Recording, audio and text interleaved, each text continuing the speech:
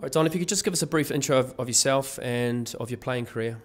Yeah, started at Hartlepool, started down when I was 17, probably made about 20-25 appearances and then got signed up by Liverpool, which is obviously, went from the bottom of the 4th division to the top of the Premier. It was a bit of a culture shock. Had a few clubs after that, went from Liverpool to West Ham, had a spell at West Ham, on to Sheffield United, Everton, Sunderland, and back down to West Ham again, and a few clubs after that, Luton and Millwall. Okay, brilliant.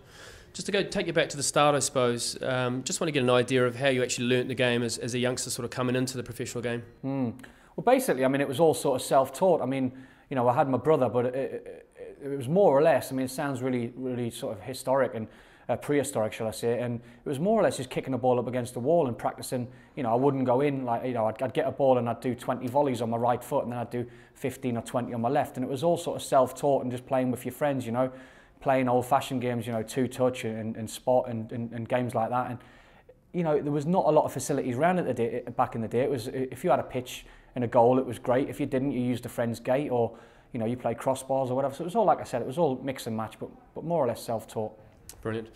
And just sort of going into, I suppose, into the professional part of the game, or through your whole career really, just looking for the best teacher that you had and you've encountered in the game, and the reason why that is. Yeah, I mean, it's hard to sort of single one person out. I know it's probably going to sound like I'm sitting on the fence, but Kenny Dalglish signed me to play for Liverpool, which was massively inspiring, and to play for a club like Liverpool, one of the best clubs in the world, was a massive honour for me.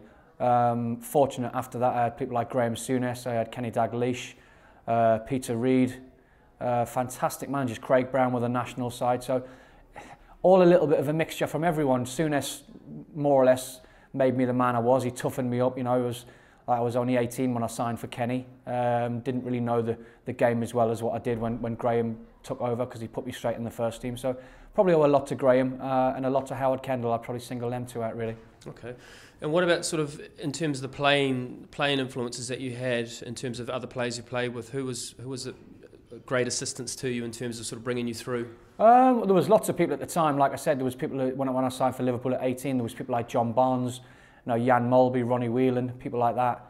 Tremendous players in their day, but off the pitch as well. To spend the time with an 18-year-old. Me and Jamie Redknapp signed in the same week, and we were quite scared. We didn't think we had enough quality to play for Liverpool. Jamie signed from Bournemouth, and I signed from Hartlepool. So straight away you're questioning yourself, but they must have saw something in you. But it was them boys, the John Barneses and the Ronnie Whelans and the Jan Molbys, who took us under our wing and actually just give you a hand. Anything you needed off the pitch, they helped us greatly, and it eased the process. Okay, brilliant. In terms of players you've played against, who would you rate as the best player or the most difficult opponent you've played against? I mean, it's a difficult question. I mean, people like Roy Keane stands out. He's a tremendous battler. All the games I've played against Man United because I've had top class players. Jaap Stams, Paul Scholes, Ryan Giggs, people like that. And then, to be honest, you can look at any club, any of the top four. You can look at Chelsea with Desailly and Frank Leboeuf and Dennis Wise, and Arsenal with Petit and Vieira, Bergkamp and Overmars. So there's been plenty. I mean, I was fortunate to play with Paolo Di Canio at West Ham, and I played against him as well. So okay. Paolo was up there. Great, brilliant. Finally, then, Don, I suppose just to finish up with your best memory in football. I think it has to be the England-Scotland, the playoff in 2000. I mean, I can remember the games really well, and Liverpool beat us up at Hampden 2-0. Paul Scholes scored 2, and then we went to Wembley in the Lions Den, and there was unbelievable atmosphere, one of the best atmospheres I've ever played in, and I had the game of my life, and so did everyone connected with Scotland on the day. We were absolutely fantastic. Scored the winning goal. We beat England 1-0. Unfortunately on aggregate, didn't quite see us through, but I think that was the standout memory for me.